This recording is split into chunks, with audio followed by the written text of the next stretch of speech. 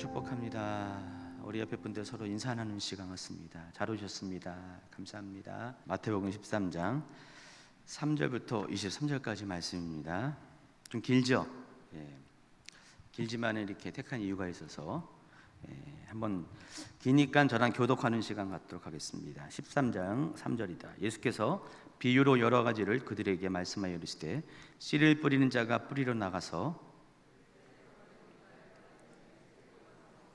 더러는 흙이 얇은 돌밭에 떨어짐에 흙이 깊지 아니하므로 곧 싹이 나오나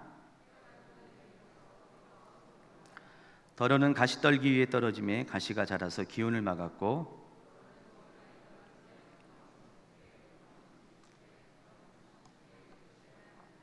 귀 있는 자는 들으라 하시니라.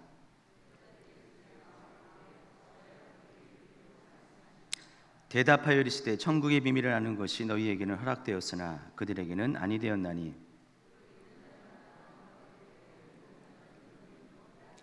그러므로 내가 그들에게 비유로 말하는 것은 그들이 보아도 보지 못하며 들어도 듣지 못하며 깨닫지 못함이니라.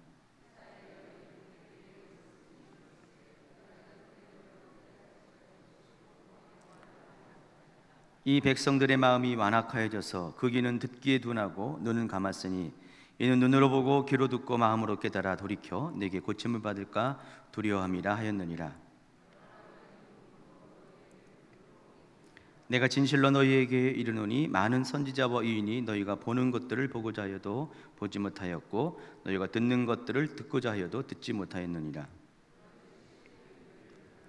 아무나 천국 말씀을 듣고 깨닫지 못할 때는 악한 자가 와서 그 마음에 뿌려진 것을 빼앗나니 이는 곧 길가에 뿌려진 자요 그 속에 뿌리가 없어 잠시 견디다가 말씀으로 말미암아 환난이나 박해가 일어날 때에는 곧 넘어지는 자요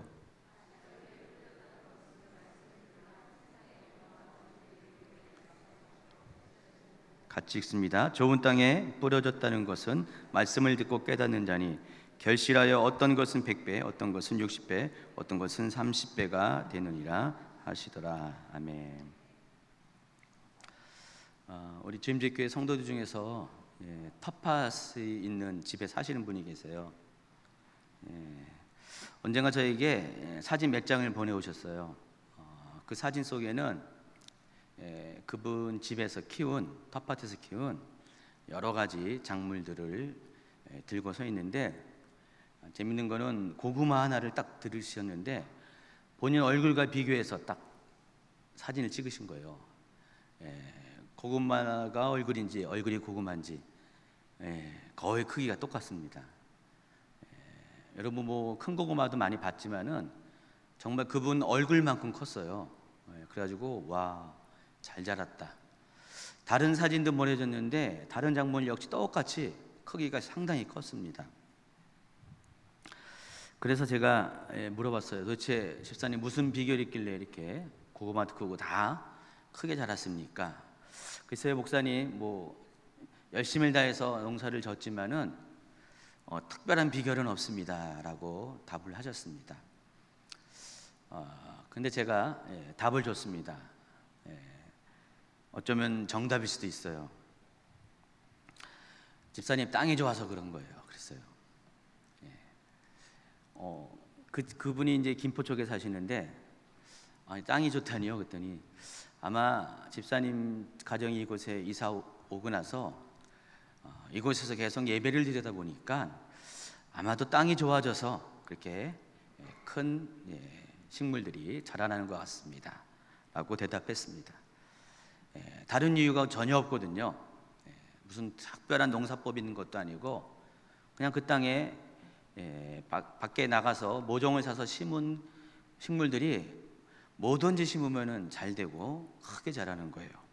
그래서 정답은 땅이 좋은 건데 그 땅이 왜 좋았냐면은 거기서 예배를 드리기 때문에 땅이 좋아진 것 같습니다. 그렇게 말씀드렸습니다. 정말 그럴까요? 제 대답이 맞나요? 예배를 드리면 땅이 좋아질까요? 맞습니다. 실제적인 그런 사례가 많이 나오고 있고요. 그 중에서 제가 오늘 한 이야기를 먼저 소개해 드리겠습니다. 아마 10여 년 전에 이게 제작된 그런 영화인데 오늘날도 이제 세계 많은 곳곳에서 기독교가 부흥하고 있습니다. 그래서 미국의 어느 그 영화 제작자가 다큐멘터리 영화를 만들었어요. 지금도 전 세계에서 부흥하는 그런 기독교 부흥의 현장을 찾아서 그곳의 이야기를 다큐 형식으로 만들었어요. 영화를 만들었습니다. 총 3편을 만들었는데 영화 제목이 트랜스포메이션이에요. 변화라는 그런 제목입니다. 혹시 이 변화 CD 보셨나요? 안 보셨군요. 아마 지금 그 유튜브 보면은 다는 몰라도 이제 토막토막 해가지고 몇 가지 이야기들이 아마 올라가 있을 겁니다. 그 중에 하나가 제 1편에 나오는 그런 이야기인데, 이 알모롱가라는 마을이 있습니다. 조그만 도시가 있는데 그곳에서 일어난 기적 같은 이야기를 제가 오늘 소개하고자 합니다. 유튜브에 검색하면 나와 있어요. 13분 한 27초 분량으로 화질은 좋지는 않더라고요. 원래는 DVD로 만든 건데 이렇게 변화한 과정에서 화질은 떨어져 있지만은 한번 검색을 해보세요. 알모롱가의 기적 해가지고 그것을 보시면은 오늘 제가 드린 이야기를 더 자세히 이해할 수가 있을 것입니다. 이 알모롱가의 기적으로 불리는 이 사건을 통해서 우리가 확인되는 게 있습니다. 하나님께서 어느 도시에 영적인 부흥을 줍니다. 근데 그 부흥을 줄 때 이 부흥은 사람의 심령뿐만 아니라 실제로 그 땅을 변화시키는 놀라운 능력이 된다는 것입니다. 이 알모롱가는 그 남미의 과테말라라는 나라가 있습니다. 이 과테말라 국가에서 이 산악지대에 속한 아주 시골에 있는 산골짜기에 있는 조그마한 도시 중에 하나입니다. 인구가 뭐 2만 명밖에 안 돼요. 자, 근데 이 지역은 아주 오랫동안 아주 극심한 그런 주술 또 우상 숭배 이런 것들이 굉장히 심했던 도시입니다. 그래서 많은 그런 우상들이 있고요, 또 주술이 행해지고요, 또 하나님이 싫어하는 가증스러운 일들이 그 도시에서 오랫동안 행해져 왔습니다. 이곳의 기독교 인구는 거의 0%에 가까워요. 믿는 자가 거의 없을 정도로 2만 명 중에서 믿는 자가 거의 없을 정도로 이곳은 복음의 불모지고요, 우상 숭배가 아주 극심했던 땅입니다. 또 이 가난한 마을일수록 우상 숭배가 많은 마을일수록 또 한 가지 더 덧붙이는 것이 세속적인 도시라는 것입니다. 그래서 많은 인간적으로 악한 일들이 많이 벌어지고요, 마을의 대부분의 남자들은 술에 취해 있습니다. 알코올 중독자가 많습니다. 그래서 아침 무렵에 그 도시를 다니다 보면은 여기저기서 술 취해서 쓰러져 있는 사람들을 다수를 발견한다고 그랬습니다. 알코올 중독자가 많다 보니까 크고 작은 싸움들이 많이 일어나요. 그래서 2만 명밖에 안 되는 도시에 교도소가 4개나 있다고 합니다. 그리고 그 교도소는 언제나 10,000원을 이룬다고 했습니다. 어쨌든 여러 가지 안 좋은 것, 우상숭배, 주술, 또 알코올 중독, 가난, 그리고 폭력, 범죄로 악명이 높았던 도시가 알모롱가입니다. 그리고 가난한 도시였죠. 그런데 지금의 알모롱가는 완전히 정반대의 모습으로 바뀌었어요. 거의 0%에 가까웠던 복음화율이 지금은 안 믿는 자가 거의 0%에 가까워요. 10년 전 데이터인데 그 CD가 나올 때가 10여 년 전인데 약 98%의 사람들이 예수를 믿는 사람이 되었습니다. 그중에 3분의 2는 완전히 그 중생한 사람, 거듭난 사람. 그래서 도시 인구의 3분의 2가 완벽한 하나님의 사람으로 변한 그런 도시가 됐습니다. 도시가 이렇게 부흥이 일어나자 당연히 따르는 게 뭡니까? 범죄가 줍니다. 술꾼들이 없어지고요, 또 범죄가 줄어들면서 그곳에 있는 교도소가 없어졌습니다. 왜냐하면 범죄를 여기 하는 사람이 없어지기 때문에. 그래서 교도소가 변해서 그런 시설로 바뀌어 버리고요.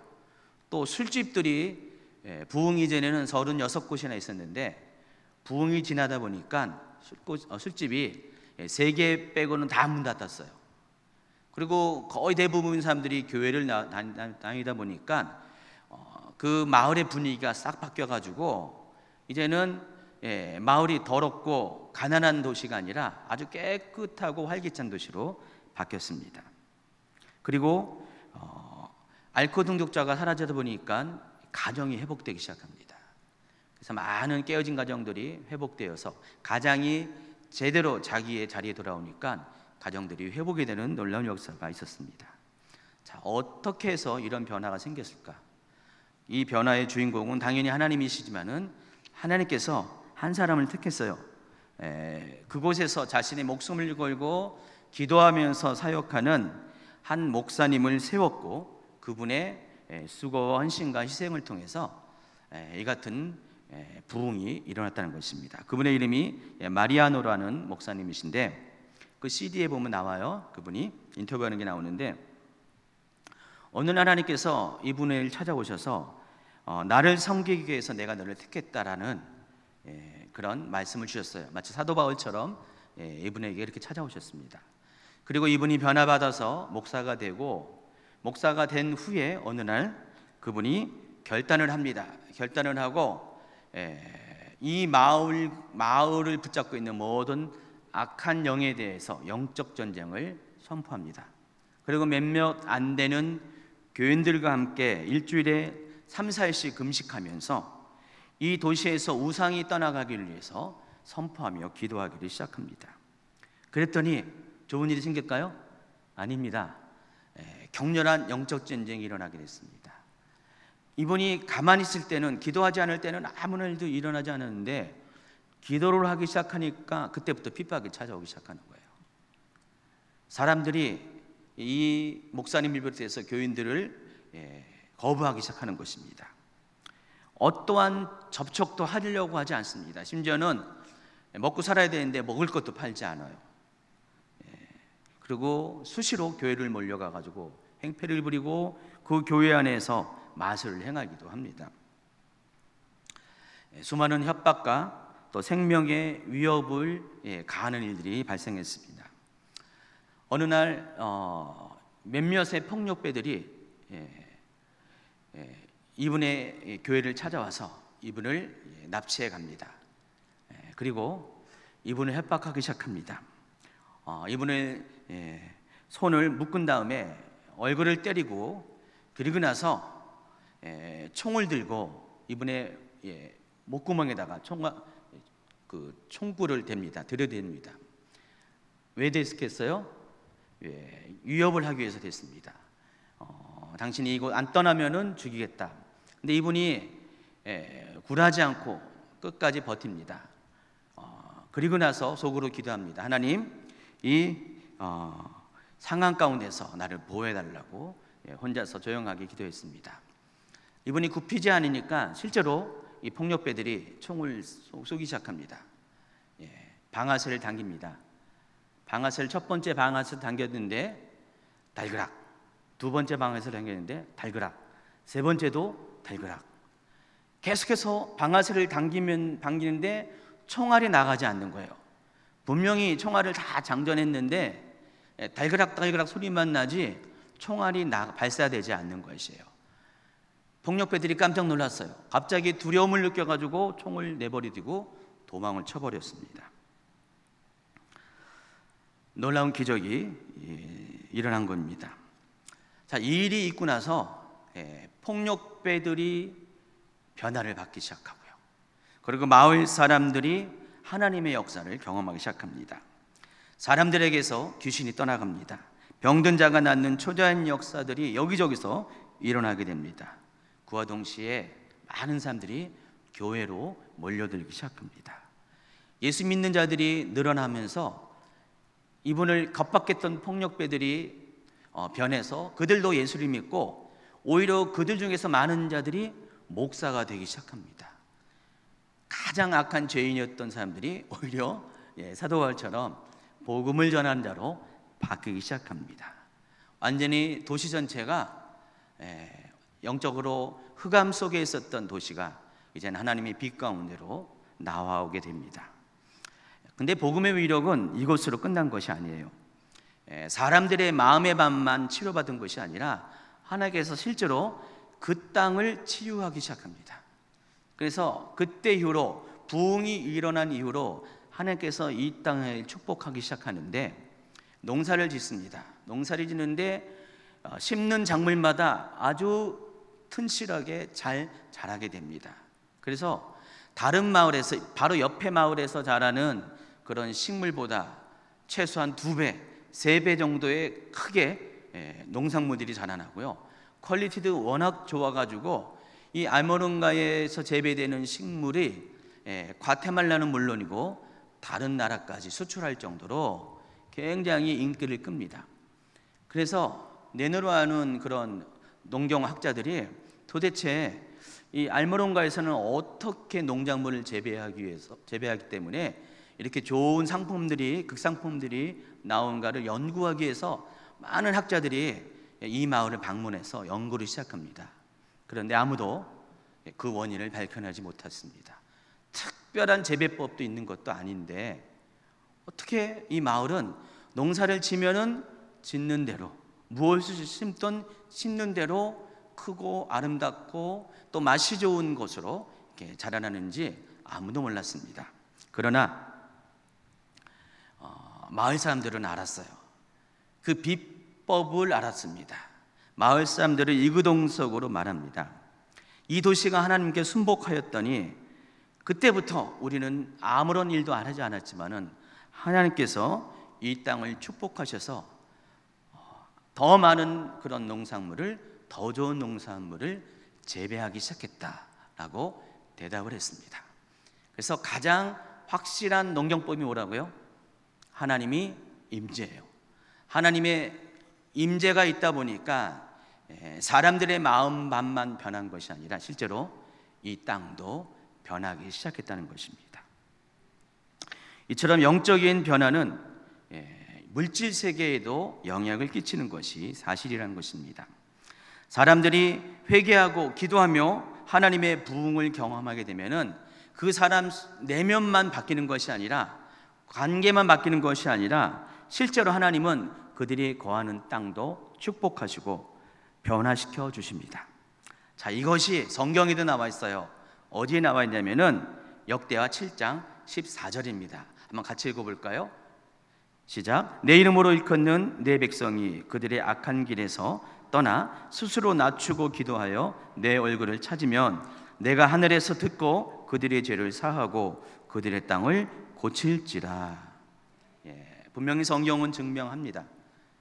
스스로 낮추어 기도하고 하나님의 얼굴을 구하게 되면 그때부터 하나님께서 일하기 시작한다는 것입니다. 하늘에서 듣고 그들의 죄를 사하고 실제로 그들의 땅을 실제로 고칠 것이다 라고 말씀을 하시는 것입니다. 여러분, 알모론가 수준은 아니지만은 실은 우리가 체험하는, 겪고 있는 이 땅도 마찬가지예요. 여러분, 한반도는 남과 북으로 나눠져 있어요. 남쪽은 기독교가 부흥한 땅입니다. 그리고 북쪽은 기독교를 핍박하는 땅입니다. 그냥 불과 휴전선을 두고 갈라서 있는 이 땅이지만은 남과 북을 동시에 방문한 외국 사람들의 눈에 비치는 이 두 나라는 전혀 딴판이라는 것입니다. 정말 이 남한은 산에도 나무가 많고 모든 것이 싱싱하고 푸르른 반면에, 그런 환경을 갖고 있는 반면에 북한을 가면은 전혀 딴 세상이라는 것입니다. 산에 나무도 없고 들도 황폐합니다. 농사를 지으면 잘 안 돼요. 북한 땅은. 아니, 똑같은 같이 붙어있는 땅인데도 불구하고 남한 땅은 농사가 잘 되는데 북한 땅은 농사가 안 된다는 것입니다. 그러니까 뭘 심어도 잘 안 돼요. 그래서 그 땅에는 늘 항상 기근이 있고 농산물이 부족해서 식량을 외부에서 원조를 받아야 되는 그런 나라가 되었다는 것입니다. 차이는 오직 한 가지예요. 하나님의 영광이 있냐, 하나님의 임재가 있냐, 하나님의 은혜가 있냐, 그렇지 않느냐, 그 차이라는 것입니다. 여러분 한번 이렇게 피부로 느끼길 원하면은 정말 기독교가 부흥한 지역과 기독교를 핍박하는 열세인 지역을 교차해서 한번 다녀보시면은 그것을 확실하게 느낄 수가 있다는 것입니다. 아마 지난 인도 선교팀이 그것을 확실하게 몸으로 체험했을 것이라고 저는 기대합니다. 이와 같이 하나님은 그 백성이 악한 길에서 떠나 스스로 자신을 낮추어 겸비하여 기도하면, 그리고 하나님의 얼굴을 구하면 하늘에서 듣고 그들의 죄를 사해 주신다고 했습니다. 그리고 그들의 죄가 사함을 받으면은 이 영적인 그런 변화가 일어나는데, 그 영적인 변화는 이 물질적인 이 세상 가운데 영향을 끼치게 돼요. 이 땅도 그로 인해서 고침을 받게 됩니다. 이 고침을 받는다는 것은 뭐예요? 병에 걸렸다는 것이죠. 하나님께서 이 땅을 우리에게 창조하시고 허락하셨을 때 원래 하나님께서 이 땅을 주셨대 첫 모습 어때요? 복받은 땅이에요. 이 땅은 모든 것들이 심어도 잘 자랄 수밖에 없는 땅이라는 것입니다. 그런데 그 땅이 우리의 범죄함으로 말미암아 같이 저주를 받았습니다. 그런데 지금 우리가 기도하고 자복하여 하나님의 얼굴을 구하 나오면은 하나님이 우리의 죄를 용서하시면서 더불어서 동시에 일어나는 것이 이 땅도 회복이 된다는 것입니다. 그래서 성경은 고친다라고 표현을 한 겁니다. 하나님은 땅을 고쳐주십니다. 여러분의 영혼이 바뀌면은, 여러분의 영혼이 회복되면은, 그 땅에 부흥이 일어나면은 하나님의 그 땅에 그런 모든 그런 물질적인 곳도 또다시 부흥을 일으켜 주신다는 것입니다. 근데 이 말을 역으로 생각하면은 우리가 이런 결론을 얻을 수가 있어요. 우리가 지금까지는 잘했어요. 지금까지는 하나님을 잘 섬겼어요. 지금까지는 하나님의 보호를 받고 잘 살았는데 어느 날 우리가 하나님을 배신하고 배반하고 우상을 섬기면서 하나님의 임재를 떠나게 되면 어떻게 될까요? 그 땅은 그때부터 우리로 인하여서 복을 상실하는 땅이 될 겁니다. 그 땅도 병들어가게 된다는 것입니다. 자, 그렇기 때문에 여러분이 누구 앞에 어떻게 서 있는가가 여러분이 거주하는 땅의 현재와 미래를 결정하는 중요한 요인이 되는 것을 깨닫기 바랍니다. 만일 여러분이 하나님 앞에 서 있으면 그 땅은 하나님의 임재로 인해서 축복의 땅이 될 것입니다. 그렇지만 반대로 여러분이 만일 우상 앞에 서 있게 되면 그 땅은 하나님의 축복이 임하지 않음으로 인해 저주의 땅이 될 것이라는 것입니다. 이처럼 물질 세계의 땅은 영적 세계의 영향을 받게 됩니다. 그래서 예배와 기도는 아무리 버려진 땅이라도, 아무리 저주받은 땅이라도 그 땅을 축복의 땅으로 변화시키는 놀라운 힘이 있는 것입니다. 그래서 여러분이 해야 될 것은 예배를 통해서, 기도를 통하여 하나님의 얼굴을 구하는 것을 통하여 하늘의 임재를 끌어오시기 바랍니다. 하나님의 임재가 임하면 그 땅은 반드시 하나님의 축복을 경험하는 땅이 되기 때문에 그렇습니다. 그래서 알마론가의 농사 비법은 다른 것이 아니에요. 하나님의 임재가 그 땅을 그렇게 변화시켜 줬다는 것입니다. 처음에 소개했던 그 집사님의 땅도 그런 것 같아요. 제가 보기에 딴 거는 뭐 별 이렇게 의미가 없어요. 그분이 이사간 그 집이 그 전에는 우상을 숭배했던 집이었던 것 같아요. 근데 그 가정이 이사를 갔고 거기서 영적 전쟁을 치르고 또 그랬기 때문에 계속 예배를 많이 드렸다고 합니다. 그랬더니 그 땅이 실제로 변화받은 것이에요. 자, 오늘 본문인 마태복음 13장 말씀도 땅에 관한 이야기가 나옵니다. 자, 이것은 우리가 잘 알고 있는 씨 뿌리는 비유로 소개를 받고 있는데, 예수님께서는 이 비유를 통해서 사람의 마음밭에 하나님의 말씀의 씨가 뿌려질 때 어떻게 반응하는가에 따라서 사람의 마음의 상태가 어떠한가를 알 수 있다고 가르쳐 줍니다. 모두 4가지의 밭이 소개됩니다. 첫 번째 밭은 길가밭입니다. 길가밭의 특징은 하나님의 말씀을 들어도 전혀 깨닫지 못하는 마음을 가리킵니다. 이 씨 뿌린 자의 비유에서 이 밭은 마음을 가리키는 것이고요, 씨는 하나님의 말씀을, 씨 뿌린 자는 하나님을 가리킵니다. 근데 이 사람의 이 마음의 밭에 하나님의 말씀을 뿌리잖아요. 근데 이 길가밭의 마음은 단단해요. 씨도 먹히지 않는 단단함을 갖고 있습니다. 그래서 그런 마음의 밭에 씨를 뿌리면은 하나님의 말씀이 전혀 그 사람 마음속에, 심령 가운데 들어갈 수가 없다는 것입니다. 그래서 악한 자가 옵니다. 악한 자는 사탄을 가리킵니다. 사탄이 와서 그 뿌려진 하나님 말씀을 빼앗아 버립니다. 당연히 그 밭은 아무런 변화가 일어나지 않게 된다는 것입니다. 두 번째는 흙이 얇은 돌밭입니다. 이 밭의 특징은 뿌리가 견고하지 못하다는 것입니다. 물론 길가밭은 아예 씨도 먹히지 않는 밭이에요.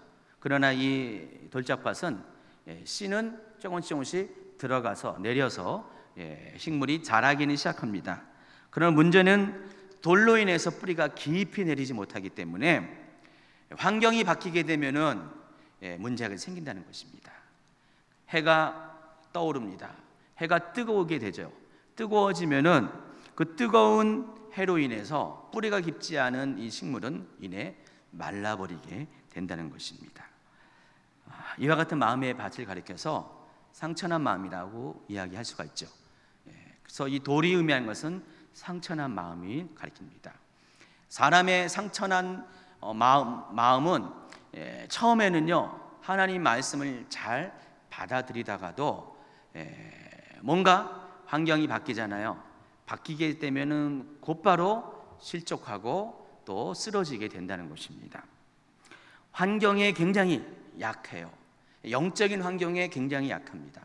그래서 마귀로부터 막 유혹이 찾아오고 또 하나님이 주는 그런 테스트, 시험이 우리 가운데 찾아올 때 뿌리 깊지 않은 이 식물은 이내 넘어지게 된다는 것입니다.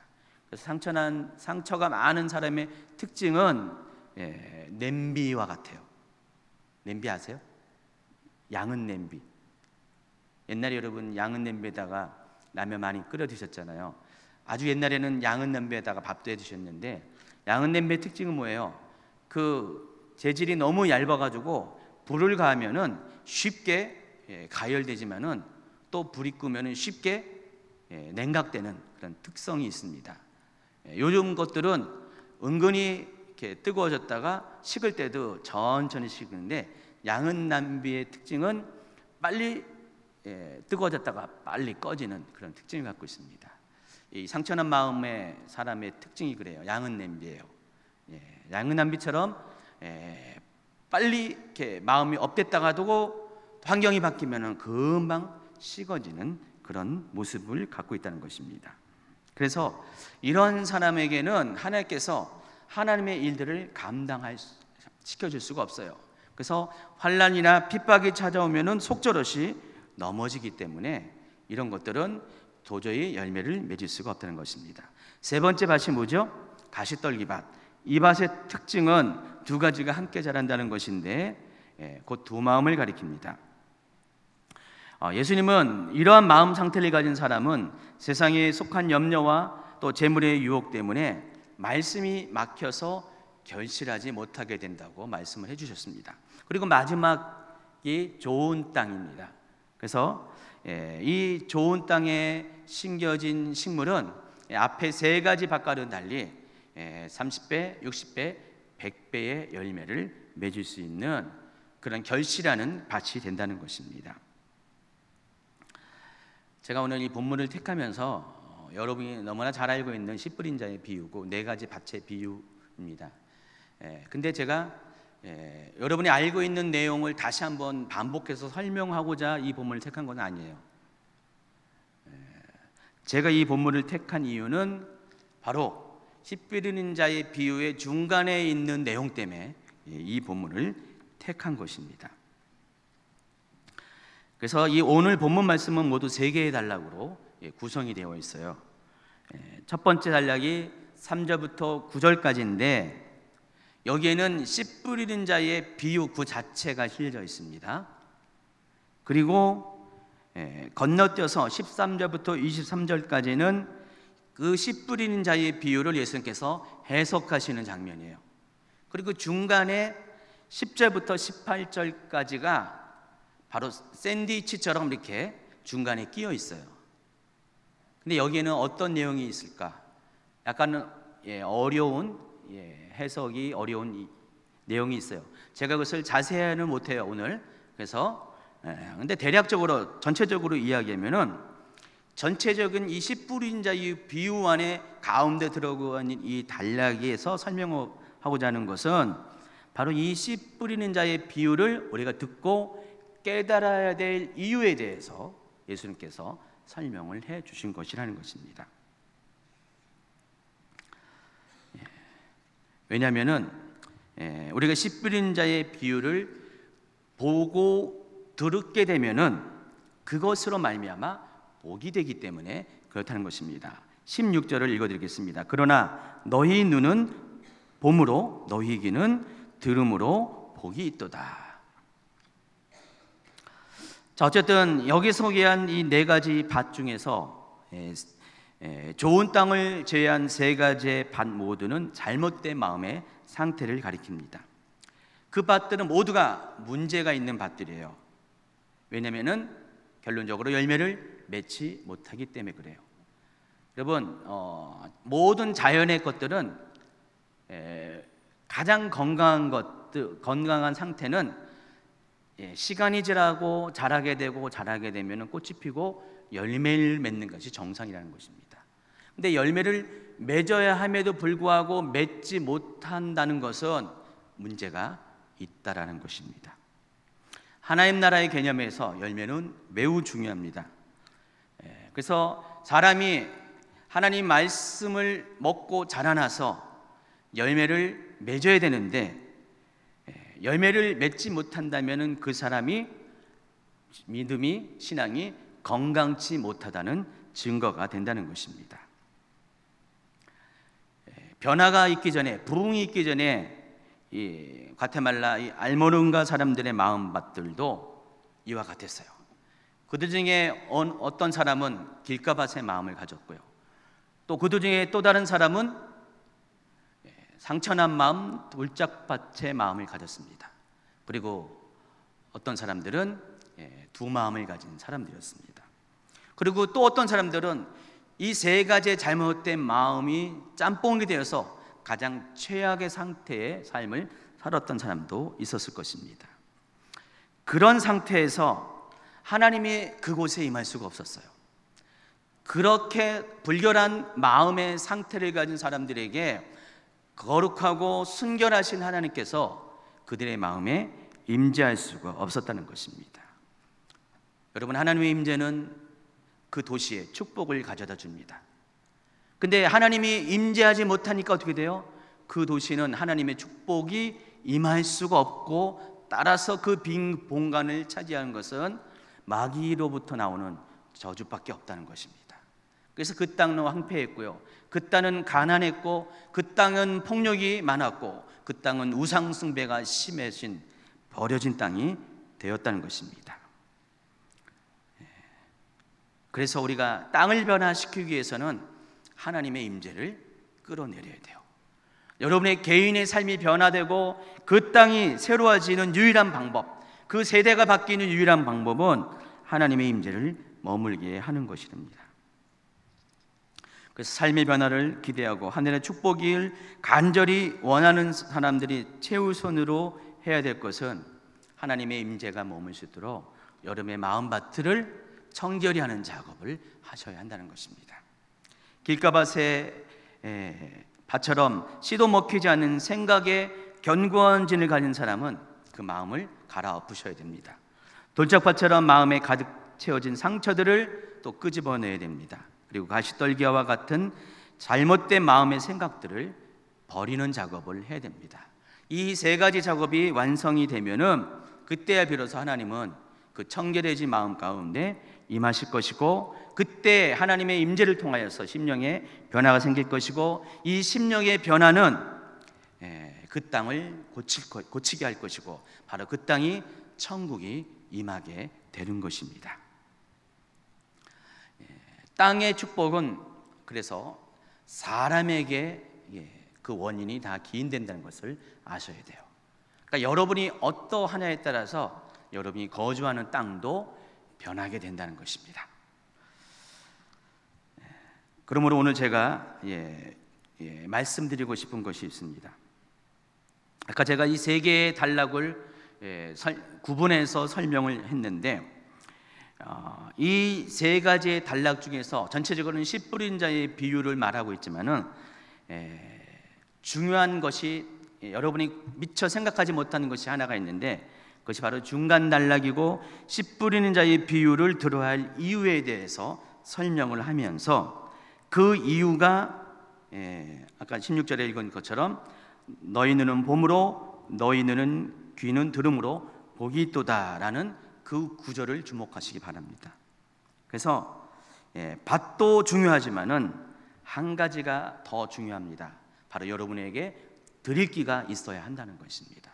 또는 보는 눈이 있어야 한다는 것입니다. 왜냐하면 밭의 문제도 중요하지만은 드릴 귀조차 없다면은 내 마음 밭의 문제가 무엇인지조차도 모르게 되기 때문입니다. 여러분, 병이 드러나면은 고치게 되는 것이에요. 그러나 병이 드러나지 않으면은 병이 병인지도 모르고 그냥 그 상태로 더 깊은 병으로 나아가게 됩니다. 그래서 우리가 드릴 귀가 필요한 이유가 바로 그런 것이에요. 하나님의 말씀을 들어야 돼요. 하나님의 그런 가르치심을 들어야지, 그것을 깨닫는 마음이 있어야지 우리의 모든 잘못된 것들이 고쳐지는 첫 발을 뗄 수 있다는 것입니다. 그래서 예수님께서는 첫 번째 단락을 마감하면서 13절 9절에서 이렇게 말해요. 귀 있는 자는 들으라. 여기서 귀는 뭔 길을 가리켜요? 이 길을 가리킵니까? 육체의 길을 가리킵니까? 아니죠. 무슨 귀예요? 마음의 귀에 말할까요? 영의 길을 말하는 것입니다. 예수께서 말씀하시는데, 이 씨 뿌린 자의 비유를 말씀하시는데, 귀가 있는 자는 이 비유가 무엇을 의미하는지를 알 것이고, 귀가 없는 자는 이 비유를 그냥 들려지는 육체의 언어로밖에 이해를 할 수가 없다는 것입니다. 그래서 예수님은 우리에게 드릴 길을 가질 것을 권면합니다. 안타깝게도 이 비유 속에 있는 무리들은 그 길을 갖지 못했던 것 같습니다. 마음의 길을, 영적인 길을 갖지 못했습니다. 그러다 보니까 이들은 이 비유를 이해할 수가 없었어요. 여러분, 계시록 2장과 3장에 보면은 소아시아 7교회에 하시는 말씀이 등장합니다. 그런데 각 교회마다 예수님께서 말씀을 하시면서 반복적으로 반드시 필수적으로 언급하신 내용이 있어요. 두 가지가 있는데, 이기는 자가 되라는 것입니다. 그리고 또 한 가지는 성령이 교회들에게 하시는 말씀을 들을지어다라는 당부의 말씀입니다. 근데 이 두 가지는 서로 연관이 되어 있어요. 만일 여러분이 이기는 자가 되고 싶다면, 이기는 자가 되기 위해서는 반드시 해야 될 것이 있어요. 성령이 교회들에게 하시는 말씀을 들어야 한다는 것입니다. 성령께서 하시는 말씀을, 하나님께서 하시는 말씀을 듣지 못하면은 그 듣지 못함으로 인해서 여러분은 이기는 자가 될 수 없다라는 것입니다. 저도 이제 제자 훈련을 하고 또 여러 가지 말씀 사역을 하면서 다양한 주제의 하나님 말씀을 전합니다. 그런데 모든 사람이 제가 전하는 말씀을 다 듣고 이해하는 것은 아닌 것 같아요. 솔직히 여기 계신 청중들도요, 여러분 중에서도 어떤 분은 마음의 상태가 길갑하신 분이 있을 수가 있어요. 제가 그렇습니다라고 손들면 창피하겠죠. 또 어떤 분은 돌짝밭이 있어요. 자세히 살펴보세요. 돌이 보이나? 또 가시떨기 밭을 가진 분도 계실 것입니다. 근데 아마도 대부분의 분들은 여기에 좋은 땅을 가지신 분들이 많이 계실 것 같습니다. 어쨌든 각각의 마음의 받체 상태에 따라서 반응들이 다 제각기라는 것이에요. 그런 걸 요즘 많이 저도 느끼게 됩니다. 그러나 여러분이 주목하셔야 될 것은, 반드시 알아야 될 것은, 마음의 밭은 다양하지만은 오직 좋은 밭 외에 그 다른 어떠한 밭도 열매를 맺지 못하게 한다는 것입니다. 그래서 여러분의 마음의 밭의 문제들을 먼저는 발견해야 된다는 것입니다. 깨달아야 한다는 것이에요. 내 마음이 어떠한지를 여러분이 아셔야 합니다. 그런데 문제는 여러분에게 들을 귀조차 없다면은, 보는 눈조차 없다면은, 여러분이 어떠한지에 대해서, 자신이 어떠한지에 대해서는 여러분이 알 턱이 없을 것이고, 여러분이 그것을 모른다면은 그것을 고쳐 나갈 필요도 느끼지 못하고 또 고칠 기회도 놓치게 된다는 것입니다. 그래서 예수님은 씨 뿌린 자의 비유를 쭉 얘기하면서 보는 눈과 들을 귀에 대해서 강조를 하고 또 하신다는 것입니다. 여러분은 하늘의 복을 받기를 원하잖아요. 이 씨 뿌린 자의 비유의 결론은 뭐예요? 어떤 이는 100배, 어떤 이는 60배, 어떤 이는 30배의 열매를 맺는 것이 이 씨 뿌린 자의 마지막 결론이에요. 23절에 나와 있습니다. 그 결론인데, 그 결론에 이르기 위해서는 먼저 해야 될 것이 바로 보는 눈과 듣는 귀가 열려야 한다는 것입니다. 그래서 내 밭의 상태가 무엇인지, 어떤 것인지, 그리고 씨 뿌린 자의 비유가 무엇을 말하는지를 들어야 한다는 것입니다. 그 다음에 작업이 마음이 청결케 하는 작업, 여러분의 마음밭의 문제들을 해결하는 그런 과정을 겪어야 하고, 이것이 가능하게 되면 그때부터 하나님께서 여러분의 심령 가운데 임하실 것이고, 하나님이 임하시면 여러분이 변화를 받게 될 것이고, 변화받아 새로워지면은 여러분을 그치는 것이 아니라 여러분이 거하는 이 땅도 여러분으로 말미암아 고침을 받고 축복의 땅이 된다는 것입니다. 그래서 하나님은 이 비밀을 여러분이 알기를 원하시는 것이에요. 예수님은 이 비유 가운데 무리와 제자들을 구분합니다. 자, 무리들에게는 이렇게 말씀하셨어요. 저희들에게는 천국의 비밀을 아는 것이 허락되지 않았다고 그랬습니다. 그러나 제자인 사람들에게는 천국의 비밀을 아는 것들이 허락이 되었다고 그랬습니다. 그래서 예수님은 그 이야기를 하면서 꼭 그 두 번째 단락의 마지막 또 그러므로 이 비유를 들으라고 말씀하신 것이에요. 여러분은 과연 무리인지 아니면 제자인지 여러분 스스로가 자신의 정체성을 알게 될 것입니다. 하나님은 모든 사람이 구원받기를 원하지만은, 그렇지만 그 구원은 듣는 귀에 따라서 결정이 된다는 것을 여러분이 아시기 바랍니다. 여러분의 육체의 귀, 육신의 귀는 영적인 세계의 변화를 끌어내리는 데는 아무런 상관이 없습니다. 영적인 세계가 변화하기 위해서는 여러분의 눈이, 여러분의 귀가 그것에 대해서 뜨이고 열려야 한다는 것입니다. 예수님은 바로 그것을 두 번째 단락에서 강조를 하고 있는 것이에요. 아무리 씨 뿌린 자의 비유를 이야기한다 할지라도 우리에게 이 귀가 열리지 않으면, 들릴 귀가 열리지 않으면은 우리가 아무리 들어도 그것은 변화를 일으키는 것까지 영향력을 끼치지 못하기 때문입니다. 제가 사역 초기에 여러 가지 그런 사역의 파트들을 경험했는데, 유치부 빼고는 제가 다 한 것 같아요. 유초등부도 해보고, 중고등부도 해보고, 청년부도 해보고 다 해봤어요. 아주 오래전에 제가 사역 초기에 전도사일 때 유초등부를 담당한 적이 있었습니다. 1년 동안 유초등부를 담당했는데, 유초등부가 처음이라서 제가 이 부분에 대해서 설교에 대해서도 잘 어찌할 바를 몰라가지고 여러 가지 이제 참고 자료들을 좀 이렇게 구해서 보게 되었습니다. 그 중에서 설교집도 몇 권을 구해서 보았습니다. 그때 설교집 제목 중에 하나가 뚫린 기라는 설교집이 있었어요. 뚫린 기. 지금도 그 책 제목으로 있는지 모르겠는데 오래전 얘기예요. 그 뚫린 기라는 설교집이 있었어요. 그래서 제가 그 뚫린 기를 가지고 또 제 나름대로 이렇게 적용시켜 가지고 설교를 많이 했었습니다. 뚫린 길을 뭘 말하는 것 같아요? 귀가 열려 있는 것을 말하는 것이죠. 실제로 많은 사람들이 기가 막혀 있습니다. 그래서 제가 기가 막힙니다.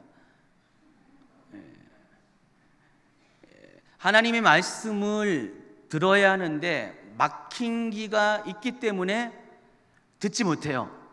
답답해요. 안타까워요. 그래서 제가 기가 막힌다는 거죠.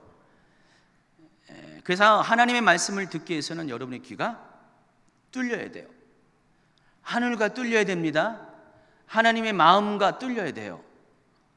뚫린 귀가 되지 않으면 들을 귀가 형성이 될 수가 없기 때문입니다.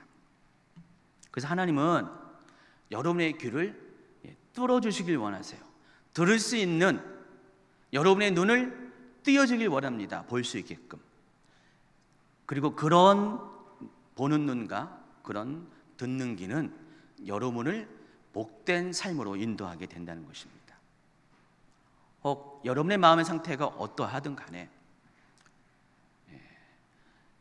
하나님, 나는 내 마음의 상태가 어떤 것을 보게 되는 것을 직면한다 할지라도 그래도 하나님이 말씀하시고 또 하나님이 지금 나에게 다가오셔서 나로 하여금 알게 하시는 모든 하나님의 그런 가르침에 대해서, 말씀에 대해서 내가 들을 수 있는 귀를 갖기를 원합니다. 하나님이 행하시는 것들을 보는 눈을 갖기를 원합니다 라고 기도를 하시기 바랍니다. 그렇게 되면 하나님은 여러분의 눈을 보여주실 것이고요, 또 여러분의 귀를 열어주실 것이고, 그리고 전에는 깨닫지 못했던 하나님 말씀의 비밀에 대해서 알게 될 것이고, 바로 천국의 비밀이 어떠한가를 여러분이 깨닫게 될 것입니다.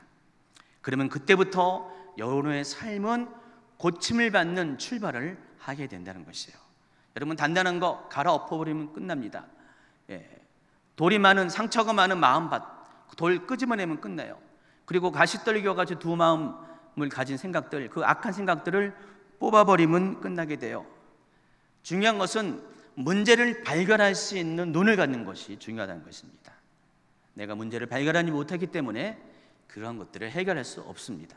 그래서 여러분에게 필요한 것은 보는 눈과 들을 귀라는 것입니다. 영적 부흥은 바로 여러분의 귀가 뚫릴 때, 들을 귀가 열릴 때 가능해지는 것입니다. 씨 뿌린 자의 비유의 핵심은, 씨 뿌리는 자의 비유도 중요하지만은 실은 들을 귀가 열리게 되는 것입니다. 자, 예수님께서는 무리와 제자들을 분리시키면서 제자들에게는 들을 귀를 열어주시겠다고 약속하셨습니다. 그리고 말씀하셨어요. 이러한 것들은 이전 시대에 살았던 그 어떤 선지자와 의인들도 보지 못하고 듣지 못한 것들이라고 말씀하셨다는 것입니다. 다른 말로 말하면은 이전에 살던 아무리 대단한 사람들에게도 하나님께서 보는 눈과 들을 귀를 열어주시지 않았지만은 바로 지금 예수님이 이 땅에 오셔서 너희들을 가르치는 지금에 있는 그 세대부터는 하나님께서 그와 같은 복을 허락하셨다는 것입니다. 우리는 감사하게도 지금 하나님으로부터, 특별히 성령님으로부터 열어주시는 보는 눈과 들을 귀의 은혜의 시대를 경험하고 있습니다. 성령께서는 날마다 여러분을 보게 하십니다. 듣게 하십니다. 하나님의 행하신 것들을 보고 듣게 하셔서 여러분이 어떻게 행할 바들을 가르쳐 주고 계십니다. 여러분이 이것을 보고 듣게 되면은 그때부터 여러분의 삶의 변화는 시작될 것입니다. 여러분 첫 발을 내딜 것이고, 그리고 어쩌면 여러분의 삶 가운데 알모름가의 기적과 같은 그런 일들이 열매로서 맺혀지게 된다는 것입니다. 인생의 황폐함이 떠날 것입니다. 주술의 영과 포도됨에서 자유케 될 것입니다. 그리고 축복받은 땅에서 하늘의 복을 누리는 삶을 살게 될 것입니다. 바로 들음으로 인해서 보는 것으로 인해서 이러한 복이 임하게 된다는 것입니다. 오늘 여러분의 삶이 이와 같은 삶으로 바뀌기를 축원합니다. 이제부터는 듣는 귀를 달라고 기도하세요. 하나님 보는 눈을 열어달라고 기도하세요. 그래서 내 삶의 모든 것들이 내 열려진 이 영적인 귀와 눈을 통해서 확인하고 또 하나님의 나라의 비밀을 알게 됨으로 인하여서 내가 하나님 나라의 복을 내 삶 가운데 끌어내리는 그런 삶을 살게 되기를 예수님의 이름으로 축원합니다.